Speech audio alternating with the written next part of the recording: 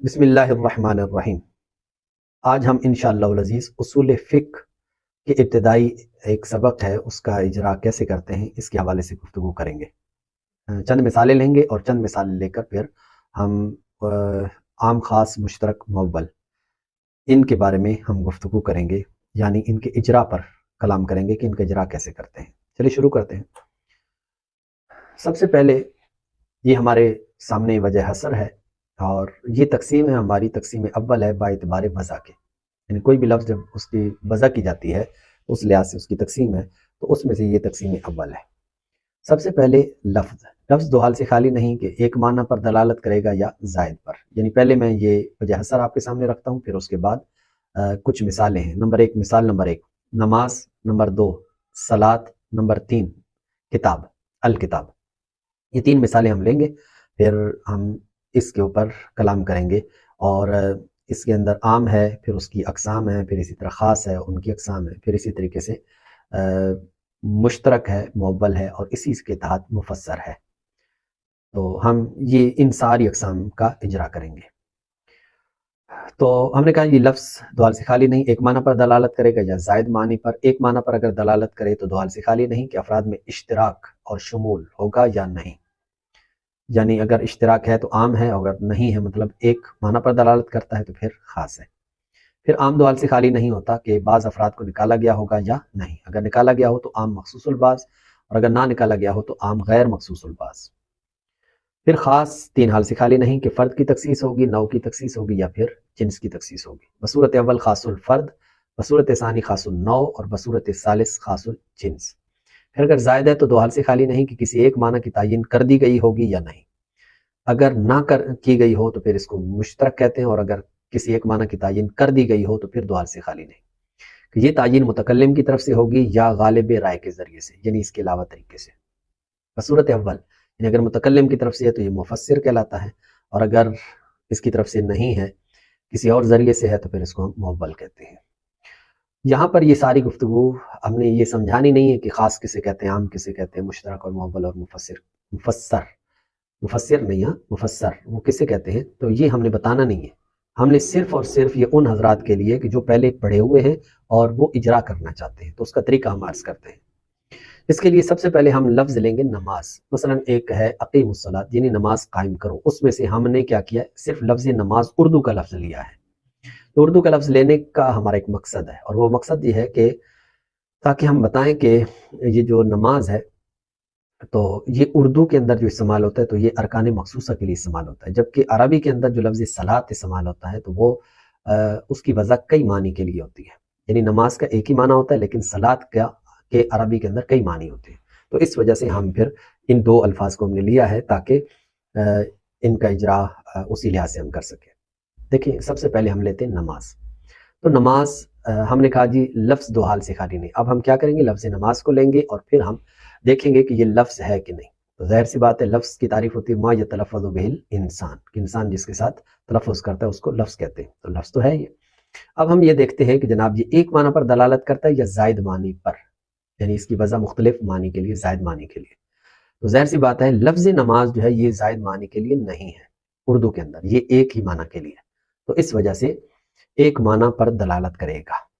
پھر اس کے بعد یہ دو حال سے خالی نہیں کہ افراد میں اشتراک ہوگا یا نہیں، یعنی ایک معنی پر دلالت کرے گا۔ اگر افراد میں اشتراک ہو تو اب ہم نے یہ دیکھنا ہے کہ نماز، لفظ نماز جو ہے اس میں افراد میں اشتراک ہے یا نہیں، یعنی شمولیت ہے یا نہیں۔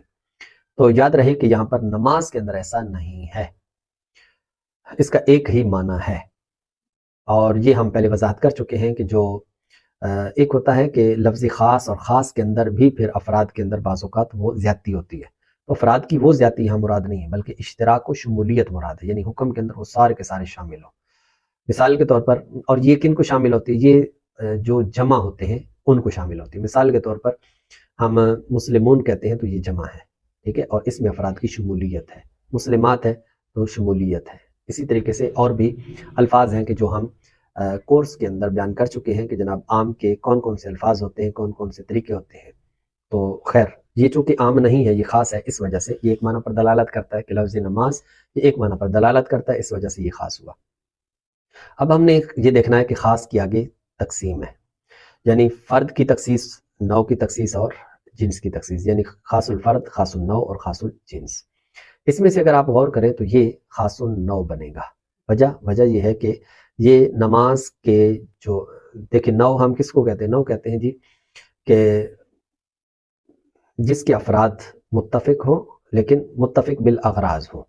جس طرح ہم منطق کے اندر کہتے ہیں ہوا کلیج مقول علی کثیرین متفقین بالحقائق، تو اس میں حقائق ہوتے ہیں اور اس کے اندر اغراض ہوتی ہیں۔ تو ظاہر سی بات ہے یہاں پر جو ہے یہ نوع ہے، اس کے افراد متعدد ہیں اور اس کی جو اغراض ہیں وہ بھی مختلف ہیں، متحد ہیں۔ کیا کہ نماز ہے، مطلب روزہ وغیرہ وہ الگ الگ ہیں، تو اس وجہ سے جیسے عبادت ہے تو وہ خاص الجنس ہو جائے گی، لیکن اس عبادت کے اندر سے جو ایک خاص نوع ہے یعنی نماز، تو یہ خاص النوع ہو جائے گی۔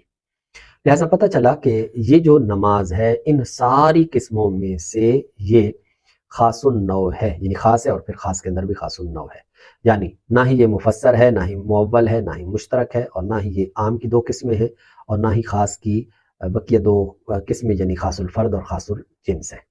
ٹھیک، تو لہٰذا یہاں پر یہ ہوگا اجرا کا طریقہ۔ پھر اس کے بعد ہے جی لفظ صلاۃ کو ہم لیتے ہیں، تو لفظ صلاۃ عربی کے اندر اس کے کئی معنی کے لیے یہ وضع کیا گیا ہے۔ تو جب ہم دیکھتے ہیں کہ جناب یہ لفظ ہے، بالکل لفظ ہے، اب ہم دیکھتے ہیں کہ کئی معنی کے لیے اس کی وضع ہے کہ نہیں، یعنی زائد ایک معنی پر دلالت کرے گا یا زائد معنی پر، تو زائد معنی پر چونکہ دلالت کر رہا ہے اس وجہ سے اب ہم اسے کہیں گے کہ یہ پھر دو حال سے خالی نہیں، یعنی اب یہ عام اور خاص سے نکل گیا، اب یہ مشترک اور معول کی طرف جائے گا۔ اب ہم نے یہ دیکھنا ہے کہ کسی ایک معنی کی تعین کر دی گئی ہوگی یا نہیں۔ اب فرض کریں کہ یہاں پر جس عبارت کے اندر لفظ صلاۃ استعمال ہوا ہے اور اس سے مراد نماز ہے، جیسے اقیم الصلاۃ آپ دیکھ لیں، تو اقیم الصلاۃ کے اندر چونکہ یہاں پر نماز مراد ہے تو لہٰذا اس وجہ سے یہاں پر ایک معنی کی تعین ہو چکی ہے۔ جب تک تعین نہیں ہوتی اس سے پہلے وہ مشترک ہوتا ہے، اور جب تعین ہو جائے تو پھر اس کے بعد وہ معول ہو جاتا ہے۔ خیر اب ہم دیکھتے ہیں کہ یہ جو تعین ہے متکلم کی طرف سے ہوگی یا غالب رائے کے ذریعے سے۔ تو ظاہر سی بات ہے یہ جو تعین ہوتی ہے یہ مفسرین کرتے ہیں، یہ مفسرین کرتے ہیں۔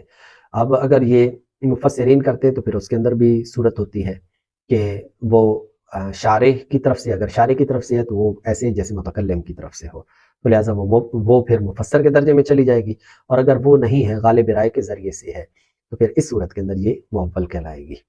تو خیر یہ جو صلاۃ ہے تو صلاۃ کو ہم یہاں پر جو ہے وہ معول کے درجے میں اتارتے ہیں، یعنی وہی طور کہ اس کی جو صراحت ہے تو وہ صراحت یعنی غالب رائے کے ذریعے سے ہے۔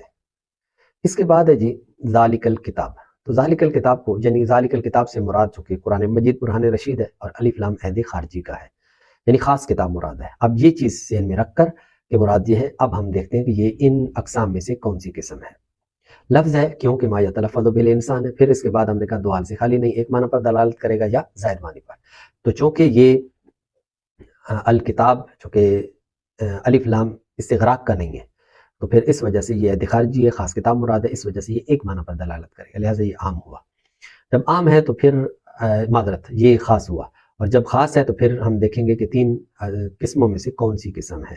خاص الفرد نہیں ہے بلکہ یہ خاص النوع ہوگی، یعنی قرآن اللہ تبارک و تعالی نے آسمانی کتابیں جو ہوں گی، آسمانی کتاب تو وہ کہلائے گی خاص الجنس، اور اس میں سے یہ خاص النوع کہلائے گی۔ اب ہم ایک اور بھی مثال لے لیتے ہیں تاکہ عام کا بھی بیچ میں عام کی مثال بھی بن جائے، وہ یہ ہے کہ الکتاب پر الف لام ہم کوئی اور یعنی عبارت کے اندر، یہاں قرآن کے اندر نہیں اس کے علاوہ الکتاب مراد لیتے ہیں، اور اس الکتاب اور اس سے پر الف لام ہم عہد معذرت استغراق کر لیتے ہیں۔ اب ہم دیکھتے ہیں تو یہ ایک معنی پر دلالت کرے گا یا زائد پر، یعنی اس کی وضع ایک معنی کے لیے ہوگی یا زائد معنی کے لیے۔ اگر ایک معنی کے لیے ظاہر سی بات ہے یہاں پر ایسا ہی ہے، تو اس صورت کے اندر پھر یہ یا عام ہوگا یا پھر خاص ہوگا۔ اب ہم دیکھتے ہیں کہ ان میں سے یہ کیا ہے، تو افراد میں اشتراک ہوگا یا نہیں۔ تو یہاں پر آپ دیکھیں تو شمولیت و اشتراک ہے، تو جب شمولیت و اشتراک ہے تو اس وجہ سے یہ عام ہوا، اور عام کے جو طریقے ہوتے ہیں ان میں سے ایک طریقہ یہ بھی ہے کہ اس پر الف لام استغراق کا داخل ہو۔ یہاں پر یہ ہوا عام۔ اب عام میں سے ہم نے یہ دیکھنا ہے کہ بعض افراد کو نکالا گیا ہے یا نہیں۔ تو یہاں پر اب چونکہ کسی قسم کا کوئی ایسی صورت ہے نہیں، ورنہ یہ ہوتا ہے کہ طرز کلام دیکھ کر، سیاق و سباق دیکھ کر وہاں بعض افراد مراد ہے یا پورے افراد مراد ہے، تو ظاہر سی بات ہے اس طرح کا کوئی وہ نہیں ہے، تو اس لیے ہم اسے کہیں گے کہ یہ بعض افراد کو نہیں نکالا گیا. عام غیر مخصوص الباز یہ وہ ہے. تو اس لیے یہ ہوئی جناب یہ چند مثالوں کے ساتھ اس پوری تقسیم کی، یعنی عام، خاص اور پھر اس کی اقسام اور پھر مشترک و مول اور ایک ساتھ مفسر کی صورت.